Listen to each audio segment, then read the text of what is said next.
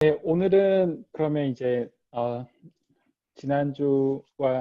지난주에 이어서 이번 주에는 이 사이클런 그리고 결정 트리, 디시전 트리 알고리즘에 대해서 배워보는 시간을 갖도록 하겠습니다.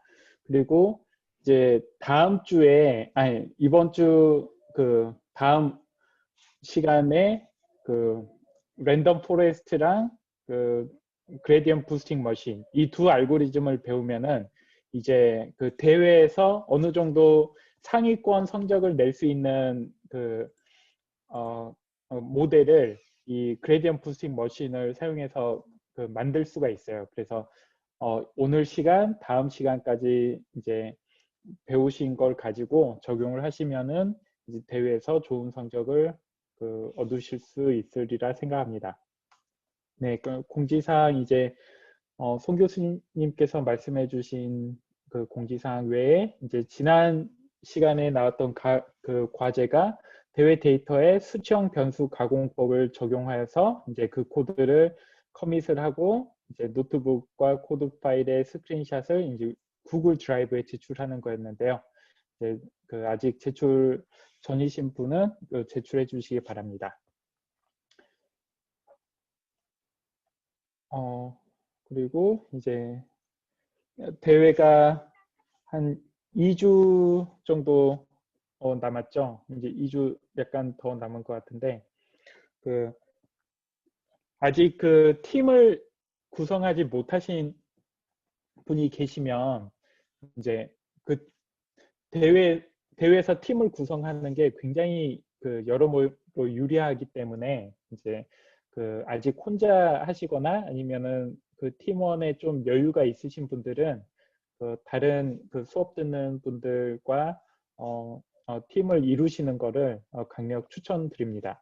그래서 그 혹시 지금 저희가 과 게시판이 그 기업에 있긴 하지만 이제 그런 팀원 구하거나 그런 거는 아무래도 그 카카오톡 같은 그 채팅으로 많이 구한다고 하더라고요. 그 데이콘 다른 대회도 보면.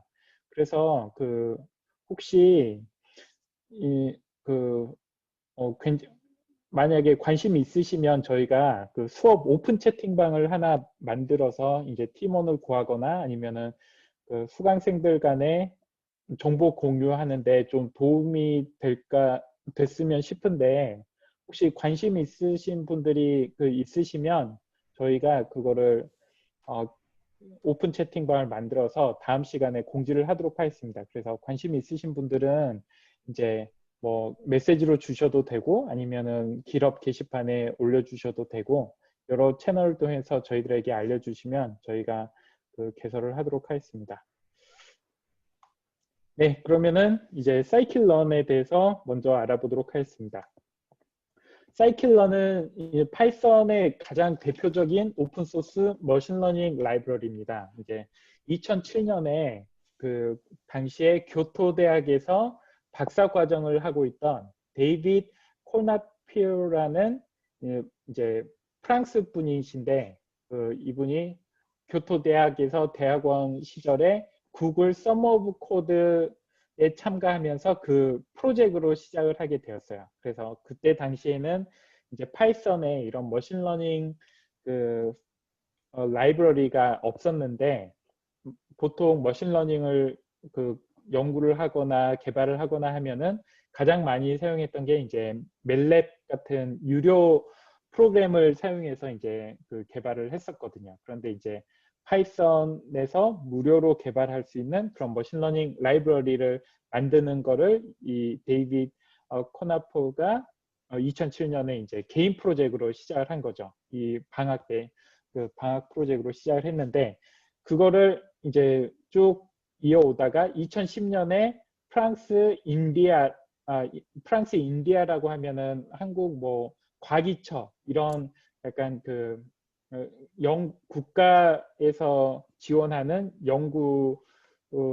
연구소인데 가장 대규모의 연구소인데 거기에서 운영권을 넘겨받았어요. 그래서 이제 2010년에 처음으로 그 버전 0.2를 이제 정식으로 공개를 하고 그 이후부터는 매 분기마다 새로운 버전을 릴리즈를 해서 이제 가장 최근에는 지난 8월에 버전 0.23.2를 공개를 했습니다. 그래서 이 라이브러리에는 정말 다양한 종류의 ML 머신러닝 알고리즘과 그리고 여러 가지 변수 변환 펑션들, 클래스들, 그리고 이제 모델을 만들고 모델을 평가하는 데 사용하는 검증 매트릭들, 이런 다양한 머신러닝 알고리즘과 머신러닝 알고리즘을 사용하는 데 필요한 다양한 그런 것들을 모두 다 구현을 해 놓은 그런 라이브러리입니다. 그리고 이제 또 하나 중요한 점은 지난번에 소개를 한 판다스나 넘파이, 그리고 저희가 이제 비주얼라이제이션 시각화 때 종종 사용하는 매플랄립, 이런 다른 오픈소스 함수들 라이브러리들과 아주 시임리스하게 잘 호환이 됩니다. 그래서 보통 파이썬으로 머신러닝 프로젝트를 한다 그러면은 판다스, 넘파이, 매플랄립과 더불어서 이제 가장 많이 사용되는, 가장 필수적인 그런 오픈소스 라이브러리라고 할 수가 있습니다. 그래서 이제 머신러닝 알고리즘, 각종 변환 방법, 그리고 뭐 매트릭, 이렇게 크게 세 가지의 종류의 코드에 대해서 오늘 잠깐 소개를 하고 넘어갈 텐데요. 이제 지금 보시는 이 다이어그램은 사이클런 공식 홈페이지에 있는 머신러닝 맵이라고 하는 이제 초보자들이 처음 입문할 때 어떤 알고리즘을 써야 하는가에 대한 이제 가이드로 이렇게 보여준 겁니다. 그래서 처음에 이제 시작을 했을 때 샘플 개수가 50개 미만인가 이상인가, 만약에 50개 미만이면 가서 데이터를 더 수집하십시오. 그리고 만약에 50개 이상이면은 예측해야 되는 게 카테고리인지 아닌지, 만약에 카테고리라면은 그게 이제 타겟이 종속 변수가 이제 존재하는지, 그래서 레이블이 돼 있으면은 클래시피케이션, 분류 학습 알고리즘들을 적용을 하는데, 또 샘플 사이즈가 10만 개 미만이면은 이제 또 이런 종류의 알고리즘을 사용하고, 10만 개 아니 10만 개 이상이면은 이런 종류의 알고리즘을 사용하고, 10만 개 미만이면은 이런 종류를 사용하고, 텍스트 데이터면은 이런 걸 사용하고, 뭐 텍스트 데이터가 아니면 이런 걸 사용하고, 이렇게 이제 가이드라인으로 쭉 준 건데, 이제 제가 이거를 오늘 수업에서 보여드리는 이유는 딱 보시면 아시겠지만 가이드라인이라고 돼 있지만 상당히 복잡하죠.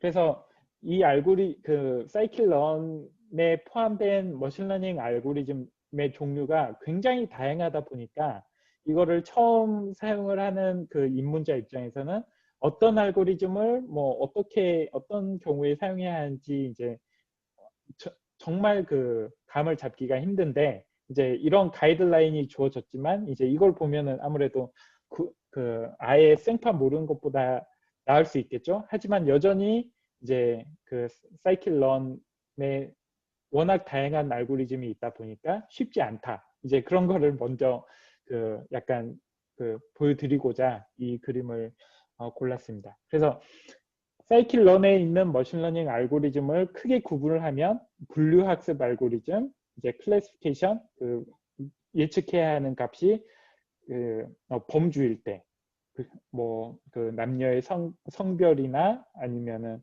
뭐 암의 유무 이런 범주형 변수를 예측하는 분류학습 알고리즘들이 있고, 그 다음에 실수형 아니면은 실제 수치형 종속 변수를 갖는 회귀학습 알고리즘들이 또 있습니다. 그리고 이제 범주를 예측하는 분류학습이나 수치형 변수를 예측하는 회귀학습이나 모두 타깃 값이 종속 변수 값이 주어진 슈퍼바이스드 러닝 알고리즘에 속하죠. 근데 언슈퍼바이스드 러닝 알고리즘으로는 클러스터링 알고리즘들이 존재하고, 그리고 이제 디멘저널티 리덕션 알고리즘이라고 여기에는 있는데, 이거는 이제 머신러닝 알고리즘이라고 했을 때는 크게 이렇게 클래시피케이션, 리그레션, 클러스터링이라고 보시면 되고, 디멘저널티 리덕션 알고리즘은 이제 그 변수 변환 그 알고리즘 중 하나로 그 포함을 하기도 합니다. 그래서 이제 변수 변환 그 알고리즘들에 대해서는 또 다음 슬라이드에서 이제 보여드리도록 하겠습니다. 저희가 그 지난 그 선형 로지스틱 회귀 그 수업에서 이제 머신러닝 알고리즘 중 그 두 종류 알고리즘을 저희가 사용해 보았죠. 그래서 사이클 sklearn 리니어 모델 아래에 있는 리니어 리그레션 함수와 sklearn 리니어 모델 아래에 있는 로지스틱 리그레션을 이제 저희가 지난 시간에 사용을 해 보았습니다. 그 문법은 그 알고리즘 상관없이 동일한 문법을 사용하는데요. 그래서 이제 먼저 객체를 생성해주고 그 다음에 이제 그 객체의 멤버 함수인 fit 함수를 통해서 모델을 학습을 합니다. 그래서 fit 함수는 보통 이제 독립변수 매트릭인 x 그리고 종속변수 벡터인 y를 인풋으로 받습니다. 그래서 모델을 학습을 한 후에 이제 예측을 할 때는 리그레션, 그 회귀 알고리즘은 predict이라는 함수를 사용하고요. 이제 predict이라는 함수는 이제 독립변수 매트릭 x만 그 입력 인자로 받습니다. 그래서 fit으로 그 학습 데이터를 가지고 학습을 한 후에 이제 predict이라는 함수를 사용해서 이제 테스트 데이터나 아니면 예측하고자 하는 그 데이터를 주어서 예측값을 가질 수가 있습니다. 이제 로지스틱 리그레션 아니면 클래시피케이션은 이제 비슷하게 fit 함수를 통해서 이제 학습을 하는 것은 동일한데요. 이제 예측을 할 때 그 범주를 예측을 할 때는 predict이라는 함수를 동일하게 사용을 하면 되는데 이제 해당 범주에 그 소속될 확률을 예측할 때는 predict underscore proba 그래서 뭐 predict probability의 약자겠죠. 그래서 predict proba라는 함수를 통하면은 이제 각각의 범주에 그 속할 확률을 예측하게 됩니다. 그래서 만약에 이제 클래시피케이션 분류 학습 알고리즘을 그 할 때에 적용할 때에 만약에 predict이라는 함수만 그 호출을 하면은 이제 그 예측하는 클래스, 예측하는 범주의 벡터를 이제 아웃풋으로 출력을 하게 되는데 predict probability라는 함수를 통해서 이제 예측을 하는 경우에는 그 이 출력값이 매트릭이 됩니다. 그래서 이제 각각의 샘플에 대해서 각각의 그 범주에 속할 확률, 예를 들면은 바이너리 클래시피케이션, 이진 분류 학습 같은 경우에 이제 클래스가 두 개가 있죠. 클래스 0 아니면 1인데 클래스 0에 속할 확률 그리고 클래스 1에 속할 확률. 그래서 그 샘플의 개수가 n이라고 하면 n by 2, n 곱하기 2의 매트릭스가 이 predict probability 함수의 아웃풋이 되게 됩니다. 그래서 만약에 나는 그 범주가 1일 확률만 구하고 싶다. 그러면은 이렇게 그 인덱싱을 모든 줄 그리고 이제 첫 번째 칼럼 이게 0부터 시작하니까 두 번째 칼럼이겠죠. 그 칼럼 인덱스가 1인 값을 취하면은 그게 바로 클래스 1, 그런 파지티브 클래스에 속할 확률 벡터를 구할 수 있게 됩니다. 네. 그래서 그 분류 학습의 경우에 predict을 사용하면은 이제 그 범주 벡터를 출력하고 만약에 확률 값을 구하고 싶으면 predict probability 함수를 사용해야 되는데 그 경우에는 이제 벡터가 아닌 매트릭이 출력값이기 때문에 원하는 그 클래스의 확률을 구하기 위해서는 이렇게 인덱싱을 해야지 이제 벡터를 구할 수 있다. 이 점이 이제 회귀학습과 분류학습 API의 차이점이라고 보시면 됩니다. 네, 그리고 이제 클러스터링 알고리즘 같은 경우에는 unsupervised learning, 비지도 학습이기 때문에 그 말은 뭐냐면 그 y 값이 없다는 말이죠. 그래서 정답 그 종속 변수가 주어지지 않는 경우이기 때문에 이제 똑같이 fish라는 함수를 통해서 학습을 진행을 하는데 대신에 그 fish라는 함수가 feature matrix 독립변수 매트릭스인 x만 입력값으로 갖고 y는 입력값으로 받지 않습니다.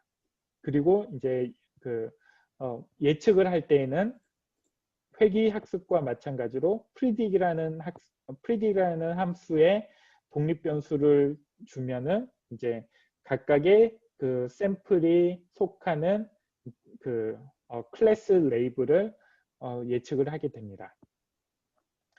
네. 그리고 가장 많이 사용되는 이제 그 리그레션 클래시피케이션 알고리즘은 보통 사이클런에서는 이 네 가지 알고리즘을 제일 많이 사용합니다. 그래서 리니어 리그레션, 로지스틱 리그레션, 이게 선형 모델로는 이제 리니어 리그레션이나 로지스틱 리그레션을 사용하고, 그리고 이제 그 트리 베이스드 알고리즘을 사용할 때는 디시전 트리 리그레서, 디시전 트리 클래시파이어, 이 디시전 트리 알고리즘을 많이 사용하고, 그리고 이제 앞서 소개드렸던 그 실제로 가장 많이 사용하는 알고리즘은 랜덤 포레스트. 그래서 리그레션은 랜덤 포레스트 리그레서, 클래시피케이션은 여기 오타가 있네요. 여기 랜덤 포레스트 클래시파이어, 그리고 그레디언트 부스팅 머신은 그레디언트 부스팅 리그레서, 그레디언트 부스팅 클래시파이어. 그래서 이 네 가지 알고리즘을 사이클런에서는 가장 많이 사용하신다고 보시면 되겠습니다. 혹시 머신러닝 알고리즘, 그 사이클런에 있는 머신러닝 알고리즘에 대한 질문 사항이 있으신가요? 네, 없으시면 예, 다음 변수 변환으로 넘어가도록 하겠습니다. 이제 그 저희가 지난 그 수치형 변수 변환 강의에서 이제 마찬가지로 스탠다드 스케일러와 민맥스 스케일러에 대해서 소개를 드리고 이제 사용한 코드를 통해서 이제 적용해 보았는데요. 그 외에도 정말 다양한 그 변수 변환 방식을 제공하고 있습니다. 그래서 이제 스탠다드 스케일러 민맥스 스케일러 이외에도 러버스트 스케일러, 이제 아웃라이어에 좀 더 덜 영향을 받는 그 스케일링 방식이고요. 그리고 퀀타일 트랜스포머, 이거는 이제 그 수치형 변수 변환 강의에서 저희가 판다스에 있는 qcut이라는 함수를 통해서 적용했던 이제 퍼센티지별로 그 변수를 나누는, 변수를 이제 변환하는 건데, 사이클런에서도 이제 퀀타일 트랜스포머라는 그 함수를 통해서 비슷한 그 함수를 제공하고 있습니다. 그리고 파워 트랜스포머는 이제 저희가 그 몇 함수 분포의 그 수치형 변수를 정규 분포에 가깝게 변환할 때 로그 트랜스포메이션을 사용한다고 했잖아요. 그런데 그 로그 트랜스포메이션 외에도 이제 그 뭐 박스콕스 트랜스폼이라든지 이제 몇 가지 트랜스폼이 더 있어요. 좀 더 복잡한 트랜스폼이 있는데 그런 트랜스포메이션도 이제 파워 트랜스포머라는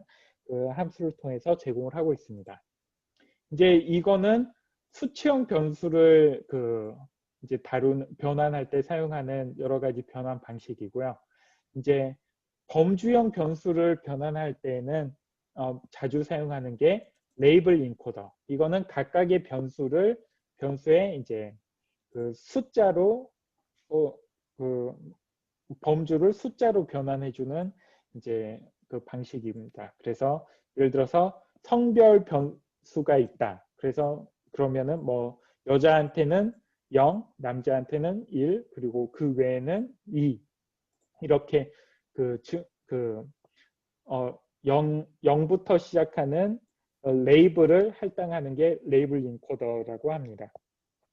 그리고 원하드 인코더도 이제 저희가 수치형 변수 변환 수업에서 잠깐 나왔었는데 이제 범주형 변수를 그 각각의 그 범주 값을 이제 이진 변수로 변환을 해서 여러 개의 이진 변수 매트릭으로 변환하는 게 바로 원핫 인코더입니다. 그래서 앞서 다룬 예에서 예를 들어서 성별 변수를 원핫 인코딩을 한다. 그러면은 그 남자 이진 변수 하나, 여자 이진 변수 하나, 그 외 이진 변수, 기타 성별 이진 변수 하나. 그래서 뭐 남자 성별인 경우에는 그 남자 이진 변수가 1이고 그 외에는 0. 그리고 여자인 경우에 여자 이진 변수가 1이고 그 외에는 0. 그리고 기타의 경우에 기타 이진 변수가 1이고 그 외에는 0.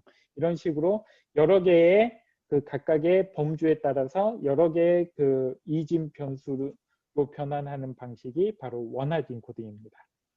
그리고 오디널 인코더도 이제 레이블 인코더랑 비슷한데요. 이제 오디널 인코더의 원래 개념은 뭐냐면 이제 그 범주형 변수 중에서도 각각의 변수 간의 상하 아니면 크기에 뭐 높고 낮음이 존재하는 그런 관계가 존재할 수 있잖아요. 예를 들면 그 도시 그러면은 도시 사이에는 높고 낮음이 존재하지 않지만 그 학력 그러면은 학력에는 높고 낮음이 있잖아요. 그래서 그 초등학교 다음이 중학교, 중학교 다음이 고등학교, 고등학교 다음이 대학교, 대학교 다음이 대학원 이렇게 범주형 변수인데 각각의 범주 사이에 어떤 이런 그 관계가 그 높고 낮음의 관계 아니면 크고 작음의 관계가 있을 때 그것을 이제 수치형으로 변환하면서 그 관계를 그대로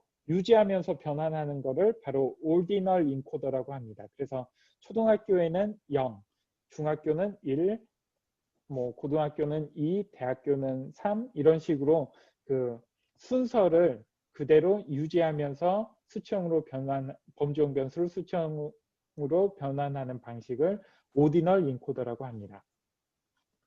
그리고 이제 그 차원 그 dimensionality reduction 차원을 감소시키는 알고리즘 중에 가장 대표적인 거는 PCA 알고리즘이죠. Principal Component Analysis라는 알고리즘인데 이제 수치형 변수가 여러 개가 있을 때 이제 예를 들면 저희 데이콘 그 단국대 대회 같으면 19개 19개, 20개 그 정도 이제 수치형 변수가 있는데 그 수치형 변수 사이에 서로 그 코릴레이션이 높은 변수들이 있을 수 있잖아요.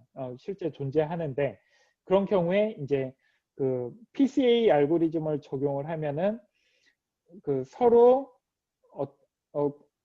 그 겹치지 않는 변수들을 골라서 이제 변수의 개수를 줄여주게 됩니다. 그래서 이제 뭐 20개의 원래 변수를 PCA 알고리즘에 입력으로 주면은 그 경우에 따라서 뭐 한 4-5개의 차원을 감소시켜 줄 수 있는 그런 알고리즘이 PCA 그리고 또 이제 뭐 ICA, 뭐 Fast ICA 이런 알고리즘이 이제 사이클런에서 지원을 하고 있습니다. 네, 그리고 문법은 마찬가지로 이제 객체를 이렇게 그 생성을 해주신 다음에 이제 머신러닝 알고리즘은 fit하고 predict이라는 그 함수를 사용했는데 이런 변수 변환 그 알고리즘의 경우에는 fit하고 transform이라고 predict 대신에 transform이라는 그 함수를 제공하고 있습니다.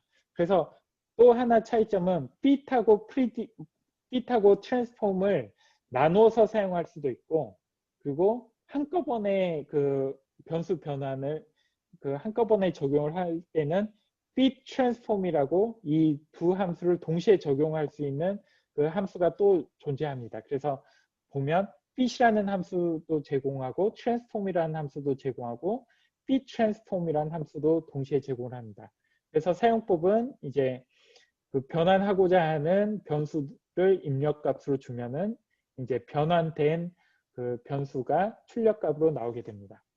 그래서 이제 이런 선형 변수들을 민맥스 스케일러나 스탠다드 스케일러, 러버스 스케일러, 뭐 파워 트랜스포머 이런 경우에는 입력값의 차원과 출력값의 차원이 동일한데 이제 그러지 않은 변환들도 있어요. 그래서 예를 들면 퀀타일 트랜스포머나 아니면은 이런 원활 인코더 이런 경우에는 입력값의 그 차원은 벡터이더라도 출력값은 이제 그 매트릭스가 이제 출력이 되는 경우가 있습니다. 그래서 이제 그런 점 이제 유의하시면 될 것 같고요.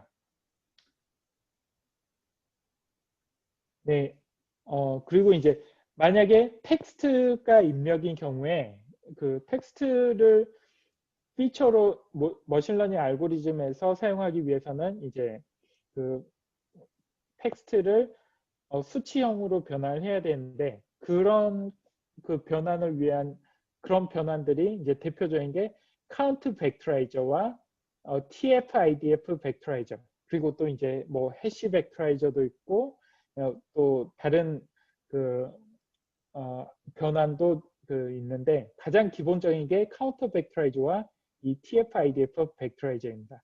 이 카운트 벡터라이저는 뭐냐면 입력 그 매트릭스에 있는 모든 단어들을 이제 다 각각의 그 더미 베리어블 이진 변수가 아니라 개별 변수로 이제 만든 다음에 각각의 단어가 그 몇 번 나왔는지를 이제 그 횟수를 카운트해서 그 값을 변수로 사용하는 것입니다. 그래서 예를 들면 이러한 그 문장이 있다고 했을 때 그것을 이제 p transform 이렇게 입력값으로 주면은 그 출력값이 이런 그 매트릭이 나오게 되죠. 그래서 이제 첫 번째 그 칼럼은 and라는 그 단어가 몇 번 나왔는지 보여주는 그 칼럼이고요. 그래서 첫 번째 문장, 두 번째 문장에는 and라는 단어가 없기 때문에 값이 0, 0인데 세 번째 문장에는 and가 한 번 나왔죠.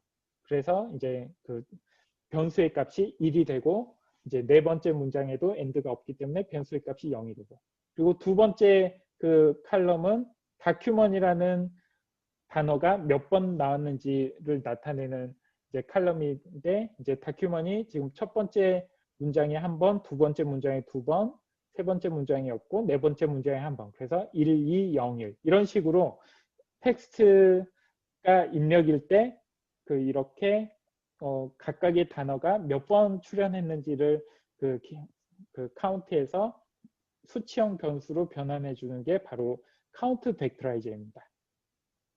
그리고 이제 TF-IDF 벡터라이저는 이것보다 약간 더 그 복잡한 방식인데 그 TF는 term frequency 그래서 카운트 벡터라이저에서 나온 이 카운트랑 같은 개념이에요. 그리고 IDF는 inverse document frequency 그래서 이제 그냥 이 단어들이 몇 번 그 각각의 문장에 몇 번 나왔는지만 계산을 하는 것이 아니라 그 한 단어가 전체 그 다큐먼트에 그 통틀어서 몇 번 출연했는지 그것을 계산해서 그거를 이제 평준화를 시켜주는 거죠. 예를 들면은 더라는 단어 아니면 어라는 그런 관사들은 굉장히 출현 빈도가 높잖아요. 근데 이렇게 출현 빈도가 아주 높은 변수들은 오히려 단어들은 오히려 이제 그 디스카운트를 해주는 거죠. 그리고 출현 빈도가 높지 않은 단어인데 어떤 문장에 자주 출현했다. 그런 단어들은 좀 더 가중치가 주어지는 그런 방식의 이제 그 텍스트 변수 변환 방법을 바로 TF-IDF라고 하고 이제 사이클런에서는 TF-IDF 벡터라이저를 통해서 TF-IDF 변환을 시킬 수가 있습니다. 그래서 그 내추럴 랭귀지 프로세싱에서 가장 기본이 되는 그 자연어 처리에서 가장 기본이 되는 변수 변환 방법이 바로 이 TF-IDF 방식입니다. 요즘에는 이제 뭐 딥러닝 쪽으로 많이 넘어가면서 이제 이런 변수 변환 방법이 그렇게 그 많이 사용되지는 않는데 아직도 기본적인 그 분석이나 모델링을 할 때는 이제 그 종종 사용이 됩니다. 그래서 그 자연어 처리에 관심이 있으신 분들은 꼭 알아두셔야 하는 변환 방법이 바로 TF-IDF라는 거 한번 기억하시기 바랍니다. 네, 혹시 여기까지 변수 변환에 대해서 질문 사항이 있으신가요?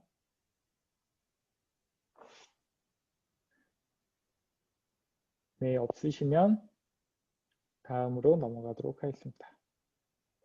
네, 그리고 또 사이클런에서 이제 굉장히 다양한 매트릭 관련된 함수들을 제공을 하고 있는데요. 그래서 예를 들어서 그 분류학습 클래시피케이션의 경우에는 대표적인 매트릭들이 로그 롭스 그리고 AUC 스코어인데 이제 사이클런에서는 ROC, AUC 스코어 그리고 accuracy 스코어 이제 컨퓨전 매트릭 이 함수들이 가장 많이 사용되고 있는 가장 많이 사용하시는 클래시피케이션 관련 매트릭 함수들입니다. 그래서 이제 예를 들면은 컨퓨전 매트릭은 그 실제값과 예측값이 그 각각의 클래스에 대해서 어떻게 다른지를 이제 보여주는 그 매트릭으로 보여주는 건데요. 그래서 이제 예를 들면은 저희 대회 데이터에 적용한 예인데 저희 대회 데이터에 그 3개의 클래스가 있잖아요. 그래서 각각의 클래스에 대해서 예측값과 그 실제값이 동일한 경우에는 이제 샘플 개수가 이 그 대각선에 있는 샘플 개수가 예측값과 실제값이 동일한 경우이고 이제 그 외에 있는 값들은 예측값은 실제값은 뭐 그 클래스가 0이었는데 클래스 1로 예측한 게 뭐 138개의 샘플이 있었고 클래스 2로 잘못 예측한 게 153개의 샘플이 있었고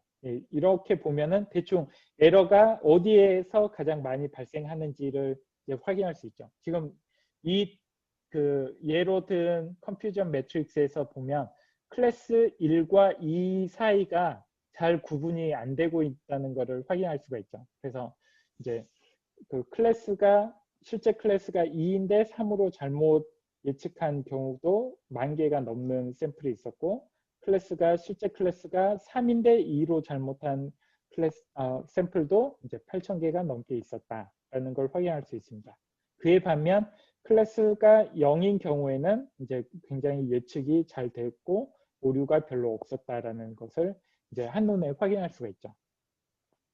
그리고 이제 저희 대회에서 사용하는 그 대회 이밸루에이션 매트릭이 바로 accuracy죠. 그래서 accuracy score라는 함수를 사용하면 저희 데이콘 대회에서 사용하는 그 accuracy를 계산할 수 있습니다. 그래서 이제 실제값과 예측값을 이렇게 준 경우에 이제 accuracy가 몇 %다 이렇게 이제 그 accuracy score라는 함수를 통해서 계산을 해보실 수 있습니다.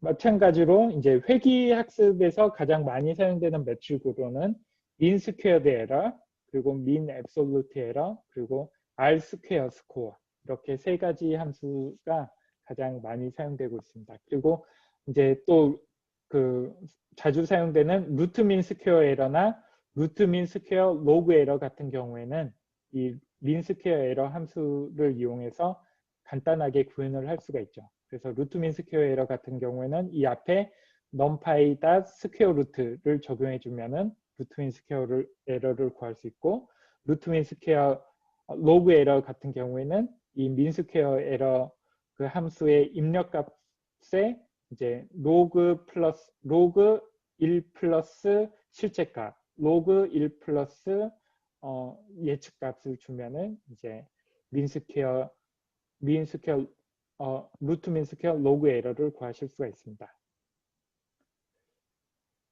네, 그리고 또 자주 사용하는 그 함수가 바로 이제 밸리데이션, 검증할 때 사용하는 그 함수들인데요. 이제 검증에서 가장 많이 사용하는 함수는 train test split이라는 함수와 k-fold 그리고 stratified k-fold 이 3가지 함수를 가장 많이 사용합니다. 그래서 train test split은 가장 간단하게 그 train 데이터셋이 있을 때 그 train 데이터셋을 뭐 80%는 60%는 이제 학습에 사용을 하고 40%는 뭐 이제 검증에 사용할 때. 그래서 이제 트레인 테스트 스플릿하고 그 독립 변수 매트릭과 종속 변수 벡터를 입력으로 주고 테스트 사이즈를 내가 테스트를 검증으로 얼마를 사용할 건지 그래서 여기에 40% 0.4 0.4를 주고 그 다음에 이제 그 트레인 테스트 스플릿을 할 때 데이터를 셔플하게 되는데 이제 랜덤하게 셔플하는데 그 랜덤 함수의 시드 값을 이제 0으로 주고 이렇게 하면은 랜덤하게 데이터를 셔플하더라도 그 리프로듀스를 할 수 있죠. 그래서 이제 셔플은 하되 시드 값 랜덤 시드를 주면은 다음번에 또 그 셔플을 할 때에도 동일하게 이제 랜더마이즈가 되는. 그래서 만약에 팀원들과 그 협업을 할 때는 이런 트레인 테스트 스플릿을 할 때 동일하게 데이터를 스플릿하는 게 중요한데 그러기 위해서는 이 랜덤 스테이트 입력 값을 동일한 값을 이제 팀원들이 동시에 이제 적용을 해야 됩니다. 그래서 이제 데이터는 랜덤하게 셔플을 하더라도 모든 사람이 동일하게 셔플된 결과를 가질 수 있게 이제 랜덤 스테이트 값의 입력을 동일하게 줘야 된다는 점 기억하시고요. 그래서 이제 이 함수를 적용하면 그 독립 변수와 종속 변수를 트레인과 테스트로 이렇게 60대 40으로 나누게 됩니다. 그래서 이 비율은 이 테스트 사이즈라는 그 입력 변수를 이용해서 조절을 하실 수가 있어요. 그래서 이제 그 대회 하실 때 그 항상 트레인 데이터가 있으면은 그 일부를 밸리데이션 검증 데이터로 이제 따로 스플릿 하셔서 이 데이터는 학습에 사용하지 마시고 그 모델 퍼포먼스를 검증하시는 데 사용하는 게 이제 일반적인 그 방법입니다. 네, 그래서 트레인 테스트 스플릿은 그냥 뭐 6대 4, 7대 3, 8대 2 이렇게 고정된 비율로 그 하나는 트레인, 하나는 밸리데이션 이렇게 나누는 게 트레인 테스트 스플릿인데 조금 더 그 어드밴스드 된 방법은 크로스 밸리데이션, 교차 검증 방법이에요. 그래서 대회에서도 가장 많이 사용되는 일반적인 방법이 바로 교차 검증. 그리고 교차 검증에서 대표적인 교차 검증이 바로 K-폴드 크로스 밸리데이션과 스트래티파이드 K-폴드 이 두 가지가 가장 대표적인 함수입니다. 그래서 K-폴드 같은 경우에는 이제 그 데이터를 예를 들면 5개로 나눈다. 그러면은 이제 이 그림에서 보여주는 것 같이 5개의 폴드로 그 모델을 5번 학습을 하는 거예요. 그런데 5번 학습을 할 때 데이터를 5등분을 나눠서 각각의 폴드에서는 그 5등분한 데이터 중에 하나를 검증 셋으로 사용을 합니다. 그래서 테스트 셋으로 그 이제 따로 구분을 해놓고 나머지 4조각의 데이터만 가지고 학습을 하는 거죠. 그리고 그 각각의 폴드마다 다른 이제 다른 폴드를 이제 테스트 셋 아니면 밸리데이션 셋으로 사용을 합니다. 그래서 이제 모델을 총 5번 학습을 하는데 각각 학습을 할 때마다 각기 다른 그 검증 데이터를 가지고 학습을 하게 되는 거죠. 그러면은 이제 학습이 끝난 다음에는 이 검증 데이터에 대한 예측값들을 쭉 합치면은 전체 트레이닝 데이터에 대한 5개의 조각 전체에 대한 이제 예측값을 구할 수가 있습니다. 그러면은 이제 그 모델 퍼포먼스를 검증을 할 때 위에 만약에 트레인 테스트 스플릿을 사용을 하면은 이제 모델을 검증한 데이터의 양이 40%면 40%, 30%면 30% 이렇게 전체 트레이닝 데이터의 일부만 가지고 모델을 검증을 하게 되잖아요. 그런데 교차 검증을 사용을 하게 되면은 이제 여러 번 학습을 해야 한다는 단점이 있긴 하지만 학습이 끝난 후에는 전체 트레이닝 데이터에 대한 그 모델의 성능을 이제 검증을 할 수가 있는 거죠.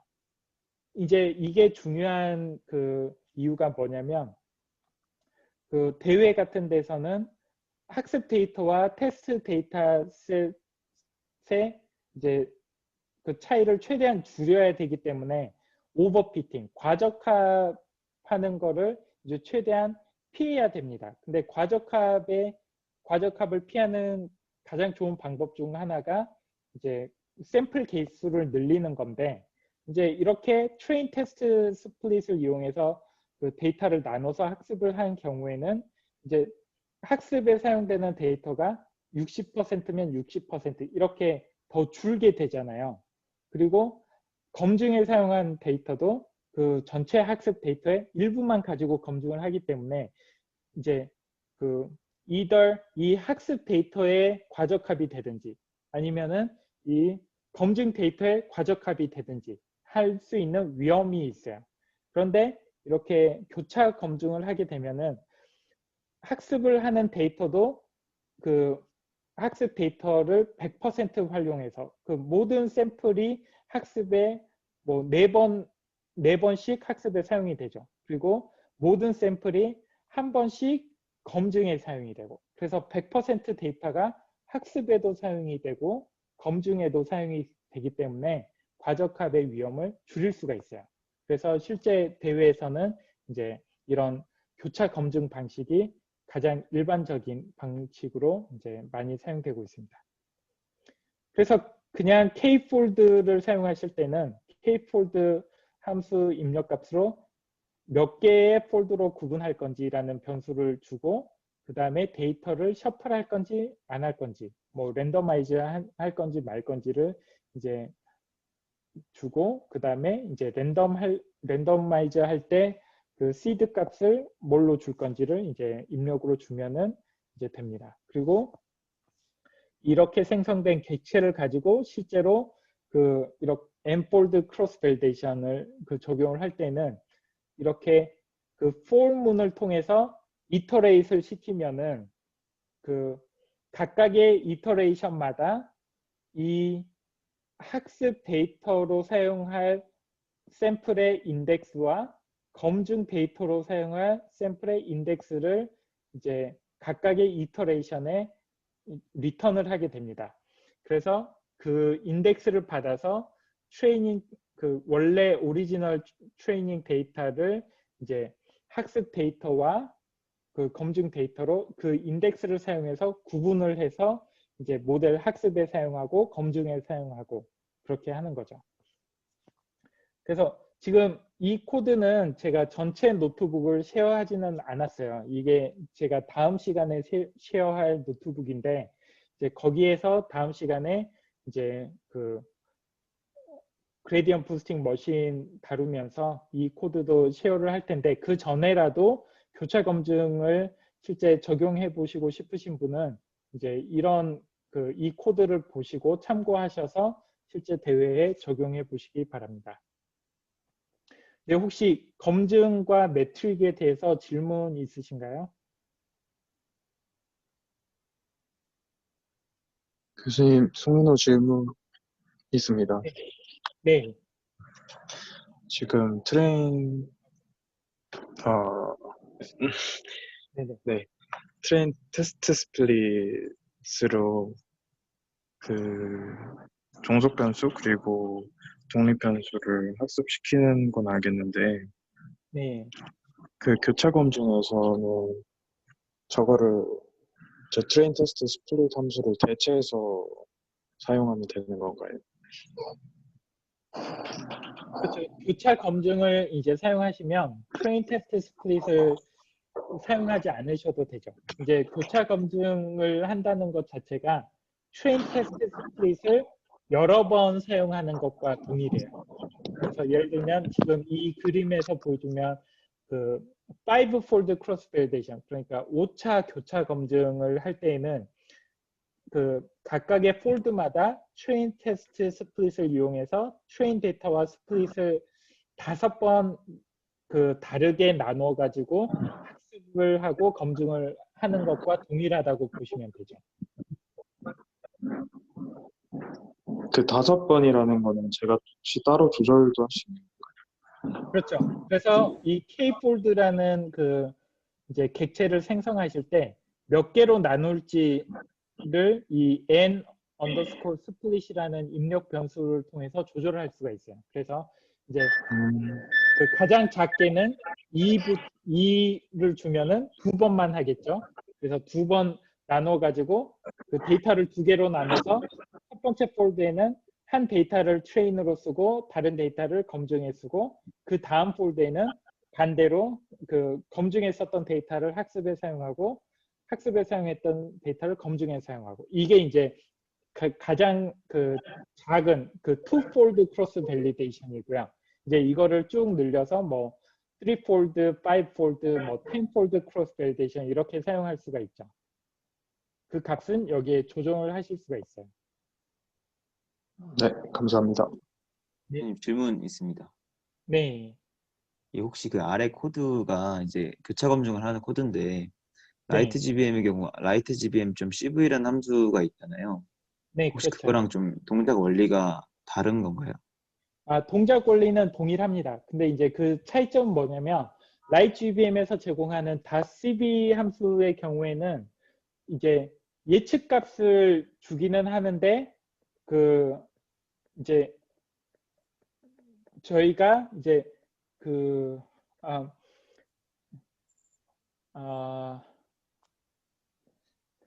이제 그 교차 검증을 할 때 두 가지 그 예측 값을 구해요. 하나는 뭐냐면 이 테스트 값 교차 검증의 각각의 폴드에서 사용했던 검증 데이터를 대상으로 예측했던 값을 모아서 이제 크로스 밸리데이션 프리딕션이라고 하는데 이 값을 실제로 이제 모델의 퍼포먼스가 어느 정도인지 예측하는 그 지표로 사용을 하죠. 그래서 예를 들면은 그 어떤 라이트 GBM을 사용해 가지고 이 CV 프리딕션의 그 accuracy 스코어를 구했더니 그게 93%다. 그러면 그 93%라는 스코어가 지금 이 모델이 그 테스트 데이터셋에 적용했을 때 어느 정도 잘 그 퍼포먼을 할 건지 그 지표로 이제 이 값을 사용하는데 라이트 GBM에 있는 .cv를 사용을 하면은 그 이 값을 주지를 않아요. 이 예측 값을. 그래서 이 예측 값을 얻기 위해서는 이제 그 라이트 GBM에서 주어지는 .cv 함수 외에 약간 그 복잡해 보이지만 이 그 손수 그 이 CV 함수를 사용을 해야 되는 거죠. 네, 감사합니다. 네. 제가 좀 설명이 명확치가 않은 것 같은데 이 CV 프리딕션은 트레이닝 데이터에 대한 그 예측 값인데 라이트 GBM의 .cv 함수를 사용하면은 뭐를 할 수 있냐면은 그 모델을 다 학습을 하면 5개의 모델이 학습이 되잖아요. 그래서 예측을 하면은 라이트 GBM에서 하는 거는 각각의 폴드에서 학습된 모델에서 모델을 가지고 예측을 한 다음에 그 예측 값의 평균을 내어서 이제 그 출력 값으로 제공을 해요. 근데 그 값이 여기에서 구한 CV 프리딕션하고 차이가 있어요. 그래서 어떤 게 더 좋은 그 지표인가 이제 그런 거에 대한 논란들이 좀 이제 디스커션이 있는데 이제 저희 가장 일반적으로 사용되는 지표는 그 이 각각의 폴드 안에 있는 검증 데이터셋에 예측한 값을 모아서 거기에 이제 지표를 구하는 게 이제 가장 그 정확한 지표. 그 out of cross validation, out of fold prediction, out of fold score라고 하는데 그거를 구하기 위해서는 이제 라이트 GBM에서 제공하는 .cv 파일을 사용해서는 .cv 함수를 사용해서는 그 값을 구할 수 없기 때문에 좀 번거롭더라도 이제 이런 과정을 거친다는 것. 네. 혹시 이제 그 다음 시간에 또 전체 코드를 가지고 제가 그 설명을 더 드리도록 하겠습니다. 감사합니다. 네. 또 다른 질문이 있으신가요?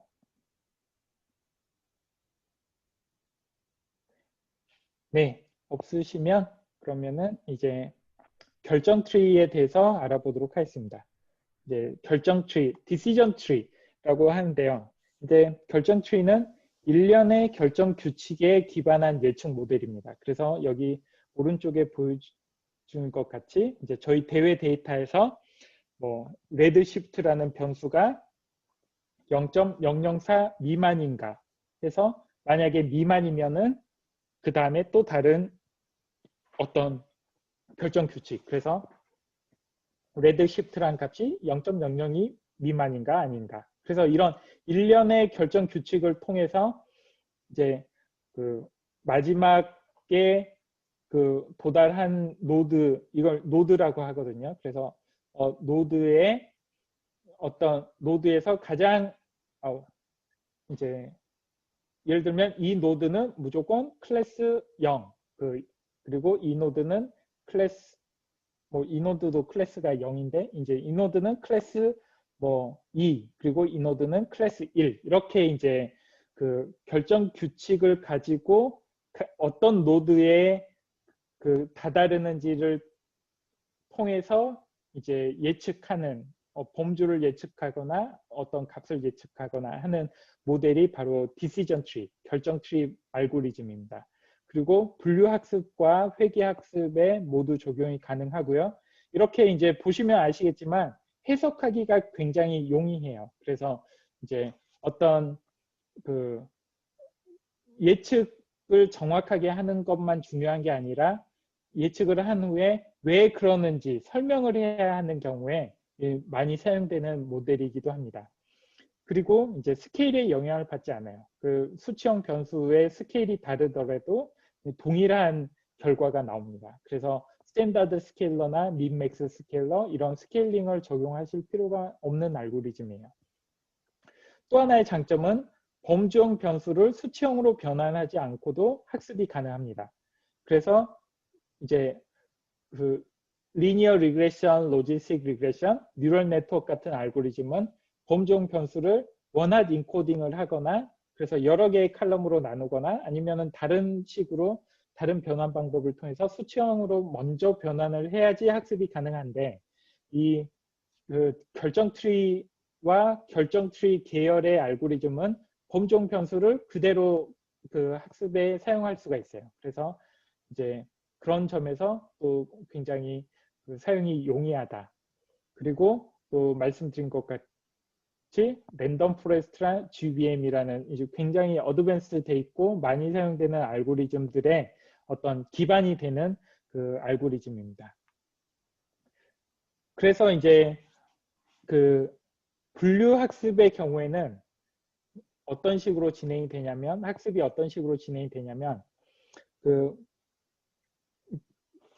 이제 범주를 가장 잘 구분할 수 있는 변수를 먼저 찾아요. 그래서 예를 들면 저희 데이터에 19개의 변수가 있으면은 그 변수들을 모두 쭉 그 이터레이트 하면서 각각의 변수에서 이제 다양한 값이 존재하잖아요. 그 변수의 분포에 따라서 그 변수의 분포를 따라서 가장 낮은 값부터 가장 높은 값까지 이제 쭉 검색을 하면서 어떤 기준값으로 그 결정 트리를 나눴을 때 이제 범주가 가장 잘 구분이 되는지 그 값을 검색을 합니다. 그래서 모든 변수에 대해서 그리고 그 모든 변수의 모든 그 분포 값에 대해서 이제 어느 기준값을 사용하면은 가장 범주를 잘 구분할 수 있는지를 검색을 한 다음에 그 변수와 기준값을 기준으로 이제 다음 자식 노드를 구분을 하고 그리고 그 자식 노드에서도 마찬가지로 이제 그 자식 노드 안에 속한 모든 샘플을 가지고 범주를 가장 잘 구분할 수 있는 변수 그리고 그 변수의 기준값을 검색해서 또 자식 노드로 구분하고 이런 방식을 사용합니다. 그래서 이제 저희 대회가 분류학습이니까 이제 그것을 예로 들면은 아까와 마찬가지로 레드시프트라는 변수가 이 변수의 0.004가 그 가장 이 데이터가 레드시프트 값이 0.004 미만인 샘플과 그 이상인 샘플 이 두 개로 나눴을 때 그 범주가 가장 잘 구분이 되는 거예요.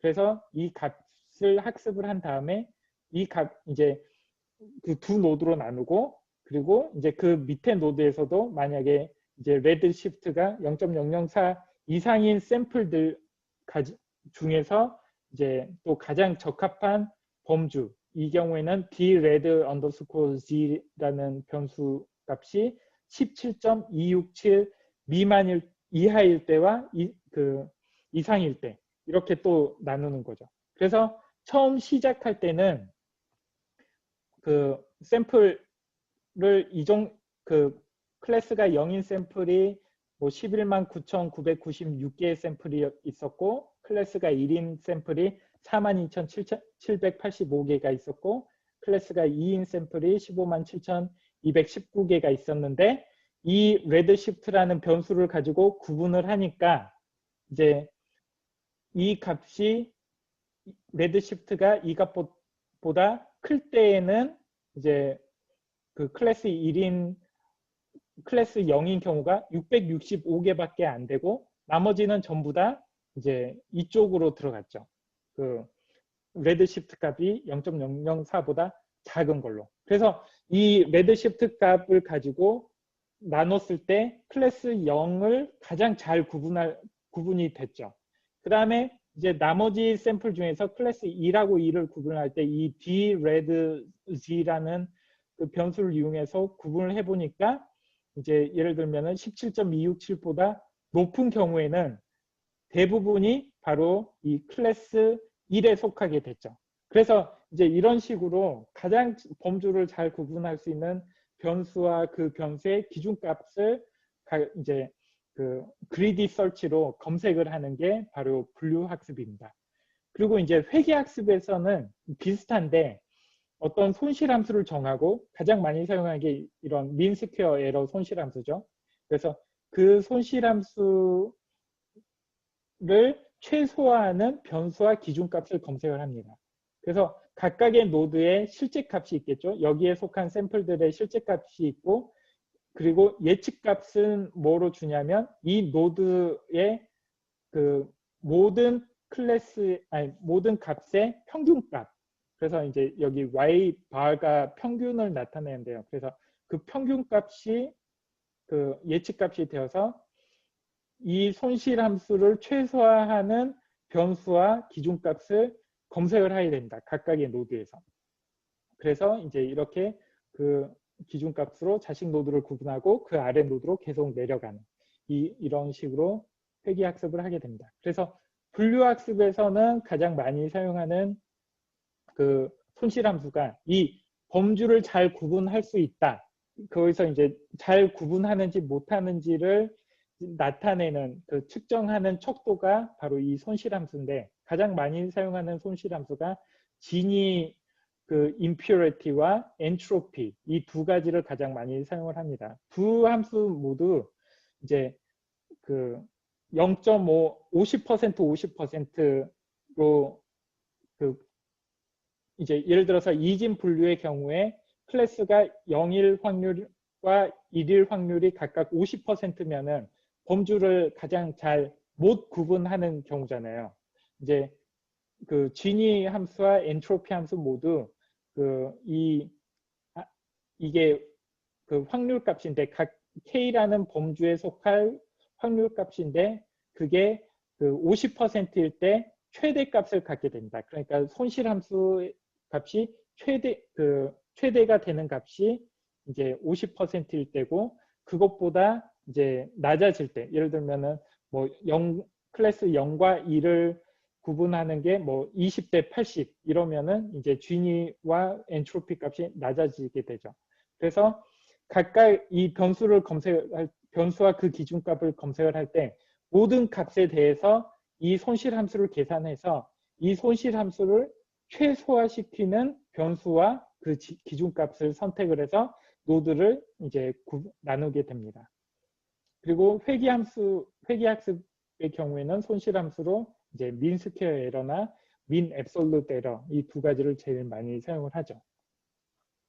네, 그런데 이제 실제 사용을 하실 때는 이 손실함수에 대해서는 뭐 구체적으로 모르셔도 사이클런에서 이 결정 트리를 학습을 하실 때는 바로 이렇게 결정 트리 오브젝을 클래스를 임포트 하신 다음에 이제 파라미터로 깊이를 어느 정도 트리의 깊이를 어느 정도 줄 건지, 지금 이 경우에는 depth가 2였어요. 그래서 첫 번째 depth에서 이제 레드시프트로 변수를 나누고 그 다음 depth에서 이제 레드시프트와 dredC로 이제 한 번 더 나누고, 그러면은 총 4개의 노드가 나오겠죠. 그리고 이제 이 depth의 개수를 늘리면 늘릴수록 좀 더 자세하게 이제 학습을 할 수가 있게 됩니다. 그래서 이렇게 Decision Tree Classifier라는 객체를 생성하시고, 그 다음에 fit이라는 함수를 통해서 독립변수 매트릭과 종속변수 벡터를 이제 제공을 하면 Decision Tree를 학습을 하게 됩니다. 그리고 이제 Scikit-learn에서는 이 GraphViz라는 라이브러리를 통해서 이렇게 결정 트리를 시각화할 수 있는데요. 그래서 export GraphViz라는 함수에 이제 학습된 결정 트리 모델 오브젝을 이렇게 패스를 하면은 이렇게 시각화를 하실 수가 있습니다. 그리고 이 결정 트리를 통해서 저희 대외 데이터에 적용해서 예측을 하고 시각화를 한 노트북을 제가 GitHub에 또 이렇게 공개를 했으니까 이제 확인을 하시고 한번 돌려보시기 바랍니다. 여기에는 이제 제가 depth를 5로 줬어요. 그러니까 총 32개의 노드로 이제 구분이 됐죠. 좀 더 자세하게. 그래서 이제 이번 과제 중 하나가 이 결정학습 트리를 이용해서 대외 데이터에 적용을 한 다음에 이제 예측을 해서 서밋을 해보는, 그게 이번 주 과제가 되겠습니다. 네, 혹시 결정 트리 지금까지 질문 있으신가요? 선생님, 선생님 질문 있습니다. 네. 결정 트리에서 네. 세 가지 값을 말씀하셨는데, 진이랑 엔트로피랑 미스퀘어 에러 값을 말씀하셨는데, 네. 제가 어떤 변수나 어떤 거를 조작해보면서 이거를 시각화해서 어떤 걸 이런 값들을 조금 변화시키면서 시각화하면서 이 분류를 볼 수 있는 거예요.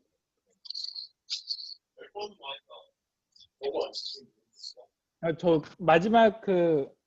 마지막을 잘 못 들었는데, 이렇게 이거를 바꿔가면서 시각화를 하면서 공부를 하신다고 하시고 그 다음 이야기를 못 들었어요.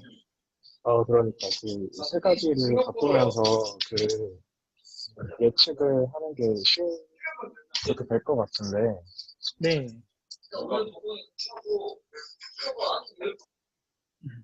네. 그러면은 네.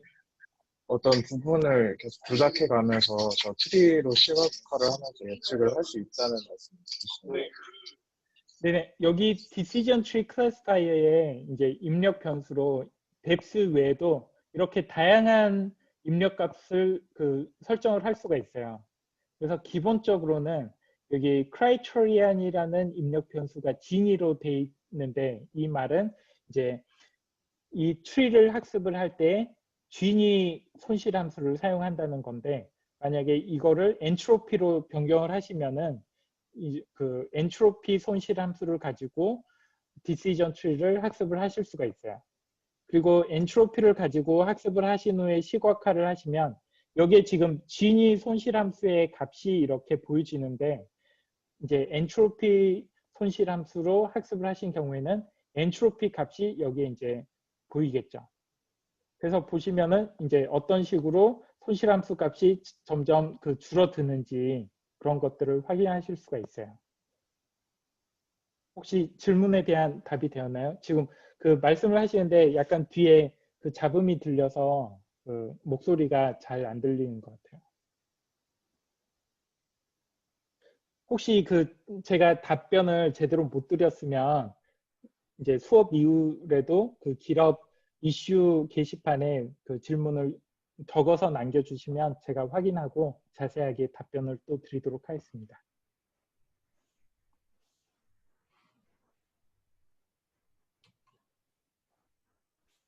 또 질문 없으면